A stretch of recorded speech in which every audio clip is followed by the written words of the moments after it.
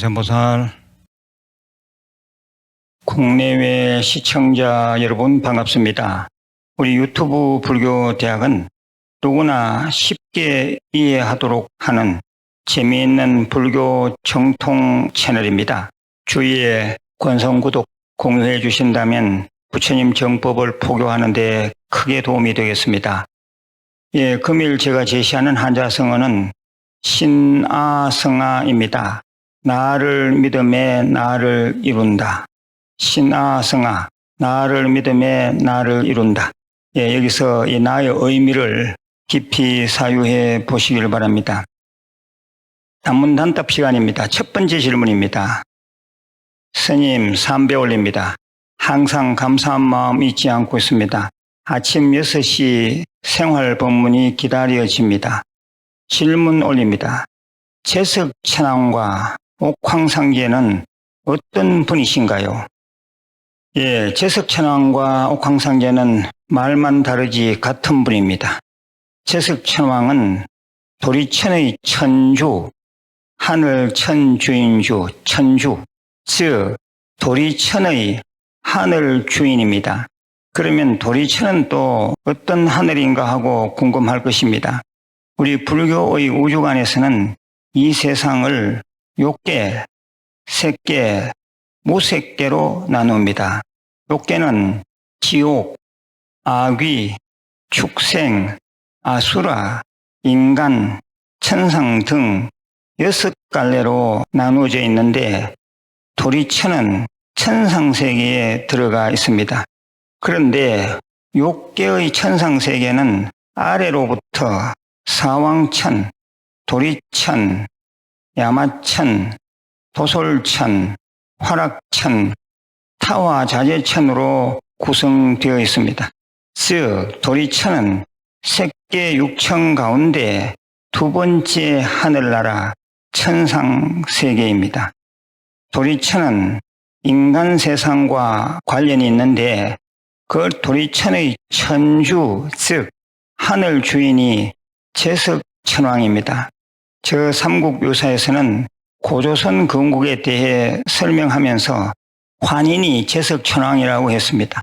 환인은 우리가 보통 말하는 하늘님입니다. 우리 조상들이 하늘님요, 하늘님요 하고 빌 때의 그 대상은 구체적으로 환인이며 제석천왕입니다. 그런데 이 제석천왕을 도교 등 다른 종교에서는 옥황상제 또는 상제라고 했던 것입니다. 제가 한국불교대학 대관음사 중국 칭따오 도량에서 머물고 있을 때 기독교 성경책을 한 권 살 기회가 있었습니다. 중국 사람들은 서양에서의 여호와를 어떻게 번역하고 있는가가 궁금하였던 것입니다. 중국에서 만들어진 중국풍의 성경에는 우리들이 쓰는 하느님, 하나님 대신에 옥황상제 또는 상제라는 명칭을 쓰고 있었습니다. 그러니까 신, 하느님, 하나님이 상제, 옥황상제이고 이는 불교에서 예전부터 불러왔던 제석천왕과 개념이 같은 분이라는 것을 알 수 있습니다. 설명을 하다 보니 복잡해졌습니다. 저는 법문이나 불교대학 강의를 하면서 원칙이 하나 있는데 그것은 누구든지 알아들을 수 있어야 한다는 것입니다. 누구든지 이해할 수 있는 법문 강의를 하도록 노력하겠습니다. 이 첫 번째 질문에 대한 답변을 알기 쉽게 다시 좀 정리해 드리겠습니다. 제석천왕과 옥황상제는 같은 분이고 제석천왕은 우리 인간 세계를 주재하는 도리천의 하늘 주인 천주입니다. 이 제석천왕은 우리나라에서는 하늘님, 중국에서는 옥황상제로 쓰고 있고 삼국유사에서는 환인이라고 쓰고 있습니다. 아마 이제 이해가 되었으리라고 봅니다. 제가 이미 법문한 불교에서 말하는 신은 무엇인가? 이 영상물을 꼭 좀 찾아서 들어보시길 바랍니다. 두 번째 질문입니다. 스님, 금강경을 듣고 자면 몸이 아프고 무서운 꿈을 꿉니다. 저랑 안 맞는 걸까요? 어떤 걸 들어야 하나요? 오히려 아주 잘 맞습니다. 지금 일어나고 있는 현상은 명현 반응 같은 것입니다. 금강경을 듣거나 독송하거나 사경하는데 질문하신 분처럼 몸이 아프고 무서운 꿈을 꾸는 경우는 몸에 삿된 기운이 있거나 신기, 귀기가 있어서 그렇습니다. 그러면 어째든지 금강경 수행으로 쫓아내야 합니다. 100일 부지런히 하면 삿된 기운이나 신기, 귀기는 쫓겨나고 몸과 마음이 깨끗해집니다. 금강경을 듣고 잤더니 몸에 이상이 있다 해서 그냥 놔두면 삿된 기운, 신기, 귀기로 인한 심각한 부작용이 일어납니다. 오히려 질문하신 분은 하루 21독씩 금강경을 독송하시거나 꼭 들으시길 권해드립니다. 사경도 좋습니다. 그 어떤 경우가 있다 하더라도 포기하지 말고 끝까지 밀어붙이시길 바랍니다. 제가 이미 법문한 금강경 독송의 공덕, 또 하나는 내가 신기 있다는 것 아는 방법이 있다. 이 두 개 영상물을 꼭 좀 찾아서 들으시길 바랍니다. 세 번째 질문입니다.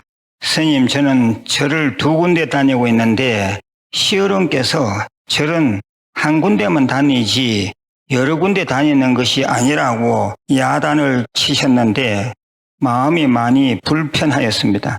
스님, 어떻게 해야 할지요? 시어른의 말씀이 맞습니다. 먼저 중심 사찰을 하나 정하십시오.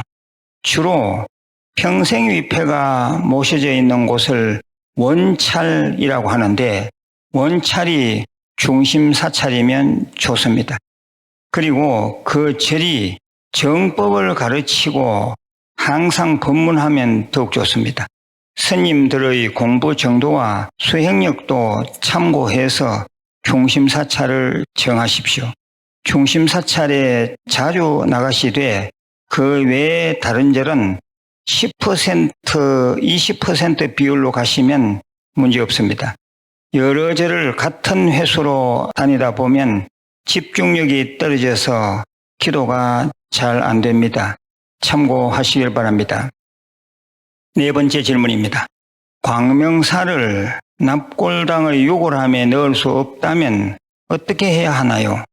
그리고 한 번 만든 광명사를 동시에 2군데 사용해도 되나요? 광명진언을 외워서 만든 광명사를 사용하는 방법은 여러 가지입니다. 납골당의 유골함에 넣으면 좋은데 그게 안 되면 광명사를 봉투에 넣어서 유골함에 붙이기 바랍니다. 만든 광명사가 넉넉하면 여러 군데 사용하셔도 됩니다. 5번째 좋은 글입니다. 삼보님께 귀의합니다. 저는 초보 불자입니다. 어제는 무일선언이 너무 그리워 정읍에서 출발, 법당에 인사드리고 종무소에 들어가서 부처님 오신 날 연등도 접수하고 책도 선물 받았습니다. 갈 때마다 항상 반갑게 맞아주시는 소임자 신도님들께 감사드립니다. 제 마음의 고향 무일선언 다녀오면 항상 마음이 편안해지고 신심이 더욱 커짐을 느끼게 됩니다.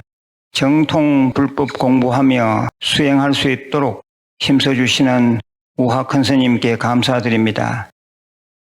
긴 글인데 좀 줄였습니다. 저 멀리 정읍에서 자주 오시는 것 같은데 못 뵈서 죄송합니다. 언제 꼭 한번 뵙도록 하겠습니다. 6번째 좋은 글입니다.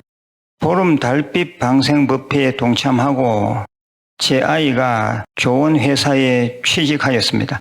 집이 부산인데 방생하고 철야 기도하고 오면 너무 기분이 좋아 한 달이 후딱 지나갑니다. 우학스님께서 직접 해주시는 명상 시간도 너무 좋습니다. 매달 꼭 동참하겠습니다. 관세음보살. 예, 항상 행복하시기를 기도 축원드립니다. 예, 마지막으로 공지사항입니다. 예, 부처님 오신 날이 다가오고 있습니다.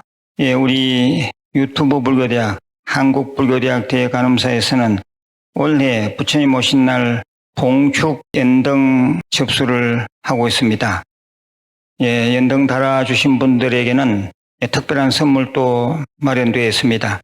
BUD 법요집인데 아주 특별히 잘 만들었습니다.